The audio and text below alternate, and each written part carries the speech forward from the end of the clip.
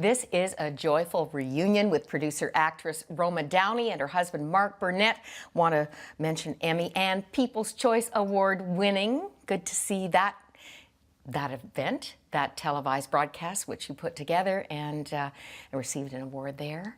And I want to say it right out, because first time we're seeing you in person since you managed to garner #1 cable entertainment telecast of the year with the Bible miniseries. And now, Son of God. Wow.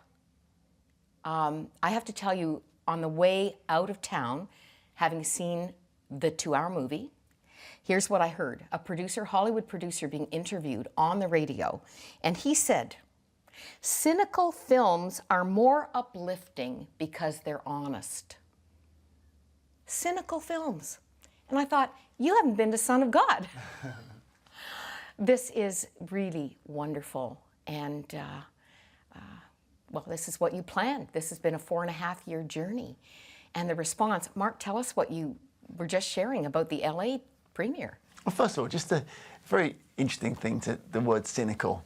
Yeah. And, you know, how sad it is that anybody thinks that cynicism is the way to go on anything. I mean, forget about faith for a second, just anything.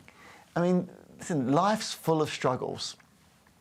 And it's much more difficult when people are cynical about others or themselves or about life in general. You know, and certainly there are many, many movies like Forrest Gump. I can think of 100 movies which are not cynical. So then you take something like Son of God, our movie, which is obviously about the story of Jesus. And it's all, if it's to say it in one word, it's about truth. The opposite of being cynical. It's truth. It's a beautiful movie. And we screened it in LA for a large audience a couple of weeks ago in Roma. You know, what happened after we left and what happened with the pastor at the movie? Oh, there was just such a uplifting moment, because the pastor who introduced the movie, at the end of the movie, he prayed. He gave an invitation to Christ. He gave an invitation, and 40 people came forward to give their lives to Christ as a result of seeing the movie. And it's so exciting and so humbling for Mark and I to think, when we began this journey almost 5 years ago now, to bring the Bible to television, to bring Son of God to the big screens, we could have only hoped and dreamed that hearts would be opened and that lives would be changed in this way. And it's just amazing how it has become such a great resource and such a conduit for loving, and such a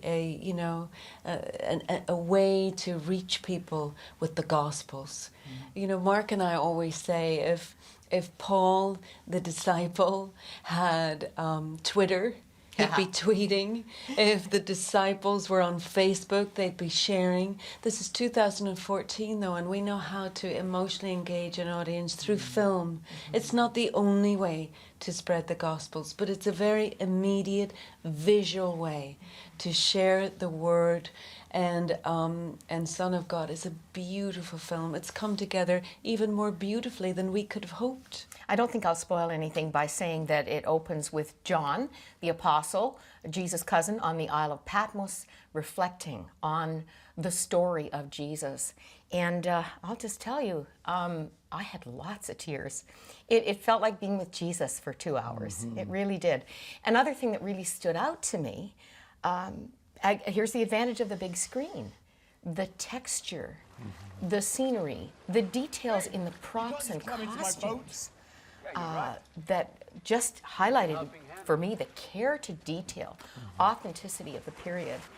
Rich, just a whole new appreciation that I guess is lost on the smaller screen, isn't it? Yes. I think it is. I think that seeing it on the big screen, it's not even like seeing it, it's like feeling it on the big screen, to see it in community with others. And you're absolutely right. It's like every time, we've seen it hundreds of times now, but with each viewing, there's something new to be captured in it, and it is. There's a depth to it and a grittiness to it.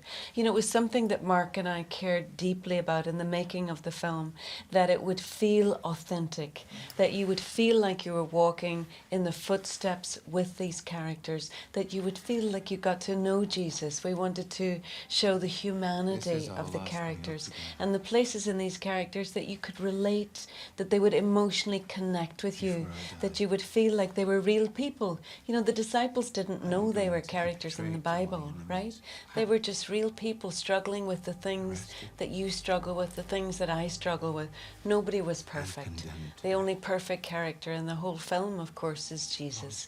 But I think it's in that humanity of the presentation that people are really responding to the story.